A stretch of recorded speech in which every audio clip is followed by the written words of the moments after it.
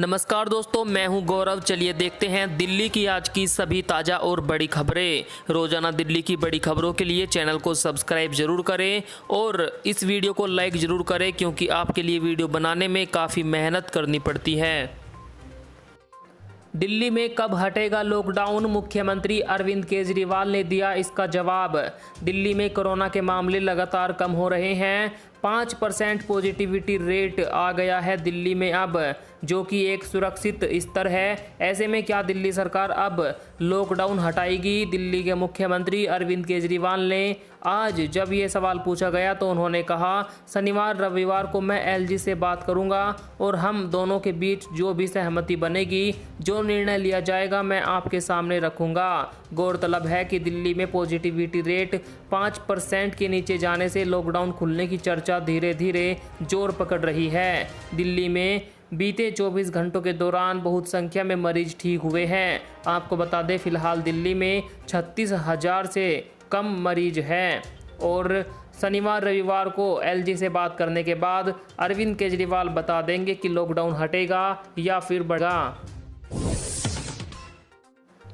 Black fungus को लेकर दिल्ली के लोकनायक अस्पताल में विशेष टीम का हुआ गठन। डॉक्टरों को दी गई मरीजों के इलाज की जिम्मेदारी। राजधानी दिल्ली में बढ़ते ब्लैक फंगस के मामलों को देखते हुए स्वास्थ्य विभाग ने दिल्ली सरकार के सबसे बड़े अस्पताल लोकनायक में विशेष डॉक्टरों की टीम का गठन किया है। इसमें 9 डॉक्टरों को रखा गया है, जिन्हें फंगस से पीड़ित मरीजों के इलाज की जिम्मेदारी दी गई। लोकनायक अस्पताल के चिकित्सा अधीक्षक डॉक्टर सुरेश कुमार ने बताया कि ब्लैक फंगस से पीड़ित कोरोना संक्रमित मरीजों के लिए वार्ड 6A और कोरोना संक्रमण से ठीक होने के बाद ब्लैक फंगस से पीड़ित हुए मरीजों के लिए वार्ड 6B में भर्ती करने की व्यवस्था की जा रही है। वहीं इन दोनों वार्डों में भर्ती कोरोना संक्रमित मरीजों को दूसरे वार्ड में स्थानांतरित किया जा रहा है। इसके साथ ही तीसरे तल पर स्थित नाक कान गला विभाग के ऑपरेशन थिएटर को भी शुरू किया जा रहा है।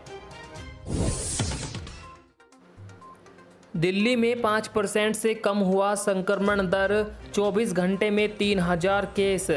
दिल्ली में कोरोना वायरस का ग्राफ लगातार नीचे आ रहा है। करीब 3 बजे जारी किए गए आंकड़ों के मुताबिक पिछले 24 घंटों में 3009 लोगों में कोरोना की पुष्टि हुई। यह 1 अप्रैल के बाद से एक दिन में सबसे कम केस का मामला है। 1 अप्रैल को कोरोना के 2790 मामलों की पुष्टि हुई थी। स्वास्थ्य विभाग ने बताया कि पिछले 24 घंटों में 7288 लोग ठीक हुए। इतने ही समय में 252 मरीजों की मौत भी हुई। स्वास्थ्य विभाग के मुताबिक संक्रमण दर 5% से नीचे आ गई है। दिल्ली में 100 में से 4 लोग संक्रमित पाए गए।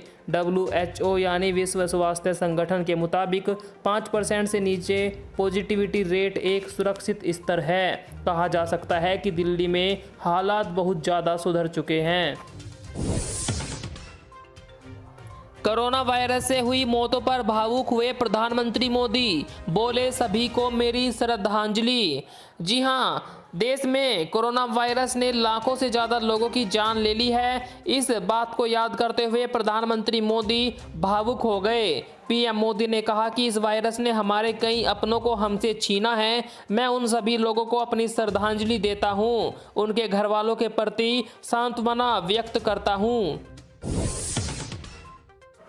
कोरोना की तीसरी लहर को लेकर दिल्ली सरकार ने कर ली है पूरी तैयारी। वहीं भाजपा बोली, आंकड़ों से सच छिपा रही है दिल्ली सरकार। कोरोना की तीसरी लहर को लेकर दिल्ली सरकार ही नहीं, दिल्ली हाई कोर्ट तक गंभीर है। कोर्ट ने कहा कि तीसरी लहर के लिए लापरवाह नहीं हुआ जा सकता। इस स्थिति से निपटने के लिए कोर्ट ने दिल्ली अस्पतालों को अपनी संभावित जरूरत भर का ऑक्सीजन सुगम पैदा करने योग्य प्लांट्स लगाने का आदेश दिया। वहीं सरकार तीसरी लहर के दौरान हर रोज 40,000 तक मरीज मिलने का अनुमान लगाकर इस स्थिति से निपटने की तैयारी कर रही है। इसके लिए एक स्पेशल टास्क फोर्स का भी गठन करके सभी संभावित चुनौतियों से निपटने की तैयारी की जा रही है। दिल्ली सरकार ने तीसरी लहर का अध्ययन करने के लिए उच्च अधिकारियों की टास्क फोर्स का गठन किया है, जो इस बीमारी की तीव्रता और इससे संभावित असर के बारे में सरकार को रिपोर्ट देगी। वहीं अनुमान लगाया जा रहा है कि तीसरी लहर का सबसे ज्यादा असर बच्चों पर पड़ सकता है।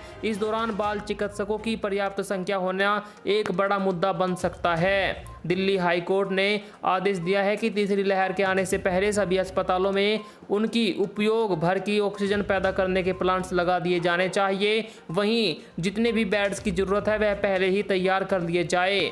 इसके अलावा भाजपा ने दिल्ली सरकार पर गंभीर आरोप लगाए। दिल्ली भाजपा ने एक प्रेस कॉन्फ्रेंस करके आरोप लगाया है कि दिल्ली सरकार कोरोना की टेस्टिंग में कमी करके कोरोना पॉजिटिव मरीजों की संख्या कम दिखा रही है। भाजपा का आरोप है कि केवल टेस्टिंग में ही नहीं, अस्पतालों में मरीजों के दाखिले तक में लापरवाही बरती जा रही है, जिसके कारण मरीजों को उचित इलाज दिल्ली में नहीं मिल पा रहा है। कोरोना वायरस की तीसरी लहर से बच्चों को खतरा, क्या इस साल भी स्कूल का मुंह नहीं देख पाएंगे बच्चे? सरकारी पैनल ने केंद्र सरकार को अलर्ट करते हुए कहा है कि अक्टूबर के बाद तीसरी लहर आ सकती है। वहीं भारत में कोरोना की दूसरी लहर इस साल जुलाई तक थमेगी। हालातों के विश्लेषण के आधार पर विशेषज्ञ कह रहे हैं कि जिस तरह के हालात हैं और तीसरी लहर को लेकर जिस तरह के अनुमान हैं, उससे इस साल स्कूल खुलना मुश्किल है। बच्चों को स्कूल का मुंह इस साल भी देखने को नहीं मिलेगा। जहां बीमार वहीं उपचार, डॉक्टरों के साथ बातचीत में प्रधानमंत्री मोदी ने दिया ये मंत्र। पीएम नरेंद्र मोदी ने कोरोना संकट के मद्देनजर डॉक्टरों से सीधी बातचीत की। डॉक्टरों से बातचीत करते हुए उन्होंने कहा कि हमने कोरोना वायरस को काफी हद तक कंट्रोल करने में सफलता पाई है, लेकिन अभी उन जगहों पर फोकस करने की जरूरत है जहां अभी भी कोरोना मौजूद है। साथ ही उन्होंने कहा कि हमें गाँव को बचाना है, क्योंकि गाँव में इस वक्त कोरोना फैला हुआ है। पीएम मोदी ने इस दौरान नया मंत्र दिया कि अब हमें जहां बीमार वहीं उपचार के मंत्र को फॉलो करना है और ऐसे ही कोरोना को खत्म किया जाएगा। कोरोना वैक्सीन, केंद्र सरकार ने कहा कि राज्य खुद नहीं खरीद सकते, फिर कहा कि राज्य खुद खरीदे। अब कंपनियां देने को तैयार नहीं। कोरोना टीकाकरण को लेकर केंद्र सरकार की लगातार बदल रही नीतियों के चलते भारत में टीकाकरण अभियान कमजोर पड़ रहा है। केंद्र सरकार ने शुरू में कहा कि टीके की खरीद राज्य सरकार नहीं कर सकती, लेकिन बाद में कहा कि राज्य सरकारें अपने स्तर से कोरोना वैक्सीन खरीदे। साथ ही भारत में बन रहे टीकों के लिए राज्यों का कोटा भी सीमित कर दिया कि इससे ज्यादा टीके नहीं खरीदे जा सकते। राज्यों ने जब ग्लोबल टेंडर के जरिए यह कमी पाटने की कोशिश की तो कोई कंपनी सप्लाई के लिए आगे नहीं आई। इस तरह से कहा जा सकता है कि केंद्र सरकार की वजह से भारत में टीकाकरण अभियान बहुत कमजोर पड़ रहा है। सरकार की समझ में ही नहीं आ रहा क्या करना है क्या नहीं, कभी कुछ बोलते हैं कभी कुछ।